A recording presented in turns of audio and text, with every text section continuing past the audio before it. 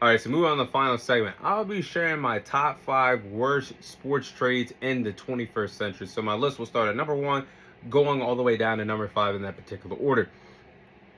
Worst trade, sports trade of the 21st century, number 1 on the list has to be that Luka Doncic trade between the Dallas Mavericks and the Los Angeles Lakers in the NBA. One of the worst trades in the 21st century. The worst trade in the 21st century. One of the craziest sports trades of all time, where the Dallas Mavericks traded Luka Doncic to the Los Angeles Lakers for Anthony Davis, Max Christie, and a 2029 first round pick for a top 5 player that hasn't even smelled or peaked in his prime yet. The trade by Nico Harrison is one of the reasons why he is unemployed, and even landing the number 1 overall pick, landing Cooper Flag, wasn't even enough to save his damn job to even see how this trade was going to play out between the Lakers and the Mavericks 3 to 5 years down the line. But as I digress, Luka is now just hitting his prime. And before that trade, literally less than 12 months prior, he helped the Dallas Mavericks get to the NBA Finals. They were like 4 or 3 games away from winning a chip. They just ran into a really good defensive Boston Celtics team. And you let him go months later, that's insane to me. And seeing how it's playing out already, not even 12 months removed from the trade, Anthony Davis is still injured. He's going to be injury prone for the rest of his career. I hate to say it. And he's going to decline. His game is definitely going to decline. I can see the Mavericks trading him in the next year or so, honestly. Max Christie being a cornerstone for the Dallas Mavericks, hell no. Luka Doncic, on the other hand, will be a cornerstone piece for the Los Angeles Lakers moving forward. And you look at the rich history for the Lakers, they're set for years if they could re-sign Luka, because the history of having a franchise player lives in the Lakers for dynasty. I mean, they had Kareem Abdul-Jabbar, Magic Johnson, Shaquille O'Neal, Kobe Bryant, LeBron James. Now you get Luka Doncic, once LeBron James is leaving the NBA, and you're going to build around this guy. Definitely one of the craziest trades, the worst trade in the 21st century in sports history. Number 2 on the list, the Oklahoma City Thunder trade involving Paul Pierce to go to the Los Angeles Clippers. Honestly, this was one of the worst trades of the 21st century.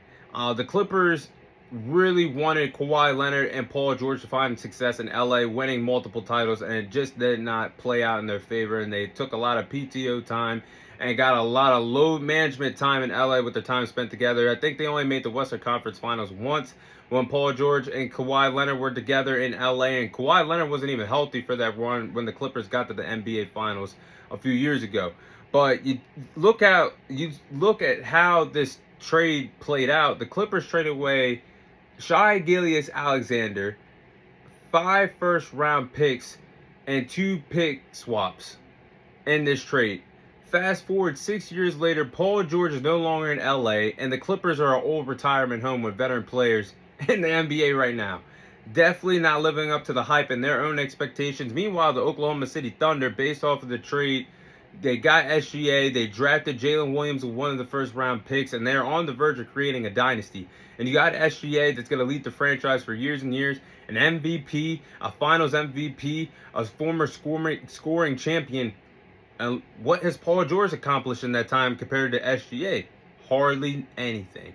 So definitely one of the worst sports trades of the 21st century with that trade. Number 3 on my list, Kevin Garnett and Paul Pierce being traded to the Brooklyn Nets. Now, back in the summer of 2013, if you guys remember, the Boston Celtics hit the red button. They officially waved the white flag. They surrendered and went into a rebuild mode. Earlier that summer, they traded away Doc Rivers to the Los Angeles Clippers. He became the head coach over there. But they traded away 2 franchise cornerstones, and Paul Pierce and Kevin Garnett, to the Brooklyn Nets. And the craziest thing about this trade is the Celtics traded away KG, Paul Pierce, Jason Terry, DJ White, a 2017 second-round pick to the Nets. In exchange, the Celtics got some role players and 4 first-round picks in that trade. I mean, the Celtics, in this trade, they won because it helped reshape the Celtics become contenders again with new, fresh faces in the franchise. Of course, Jason Tatum and Jaylen Brown, they've been a contending team year in and year out, Eastern Conference, and they won it all in 2024. Meanwhile, for the Nets, they got one playoff run out of KG and Paul Pierce that were clearly past their prime, past their peak. And after that, the Nets traded them away, got rid of them, and they were rebuilding for years. And the Nets, it just seems like every time they trade for star players, it doesn't work out. I could also mention how they brought in Kevin Durant, James Harden, Kyrie Irving, got nothing to show for it as well. Not even the Eastern Conference Finals. But that's one of the craziest trades in the 21st century. I mean, definitely heartbreaking if you're a Nets fan. Played out in the favor for the Celtics, but yeah, I have to consider that one of the worst trades in the 21st century. The next trade, the Cleveland Browns traded for Deshaun Watson. Now, back in 2022, everyone thought this was a home run trade for the Cleveland Browns to get Deshaun Watson from the Houston Texans, because at the time, Deshaun Watson was a top 10 quarterback in this league. But you look back at the trade, the Texans traded away Deshaun Watson, a 2024 6th-round pick, to the Browns in exchange for 3 first-round picks and 2 mid-round picks. Now, the Browns took a gamble on a man in Deshaun Watson that was suspended for the entire 2021 season during the lawsuit situation. He missed the entire season. And then they gave him a 5-year, $230 million contract guaranteed, with $230 million guaranteed in the contract, what honestly broke the quarterback market in the NFL today. That's why these quarterbacks are getting outstanding contracts, thanks to this Deshaun Watson contract that he got back in the day.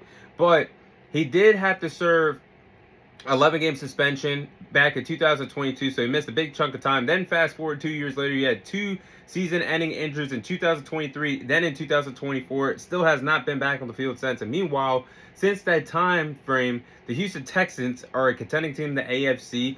They've won 2 playoff games, and they've drafted some cornerstone pieces to help them compete for a long time in the NFL with C.J. Stroud, Will Anderson, Derek Stingley Jr., and the Browns still don't have their franchise quarterback. That's the Cleveland Browns for you guys. I mean, it don't matter who it is. Whoever steps up as their quarterback, it can never work out for them. Yeah, that's all I got to say for that. That's definitely a top 5, one of the worst trades in the 21st century. Definitely top 5 to me. Number 5, to close out the 7th, I'll go with Markelle Fultz and the Jason Tatum trade back in 2017. Back in 2017, the Boston Celtics traded away the number 1 overall pick to the Philadelphia 76ers for the 3rd overall pick for Tatum and the Kings 2019 first-round pick. Now, if you're a 76ers fan, if you actually reminisce on this trade, it could honestly break your heart to think that Jason Tatum and Joel Embiid could have been teammates out there in Philly. They possibly could have won a title or 2 in Philly. How special they would have been on the court together. But the trade was insane. You look at it now, Markelle Fultz is not in the NBA. Jason Tatum is a top 10 player and an NBA champion in the league. And Markelle Fultz was injury prone and never lived up to the hype of being a number 1 overall pick. Those are my top 5 worst trades of the 21st century. That is all the time I have for you guys today. Thank you guys for watching. Thank you guys for listening. This is your host, Thomas Tyree, signing off. I'll see you guys on next week's episode.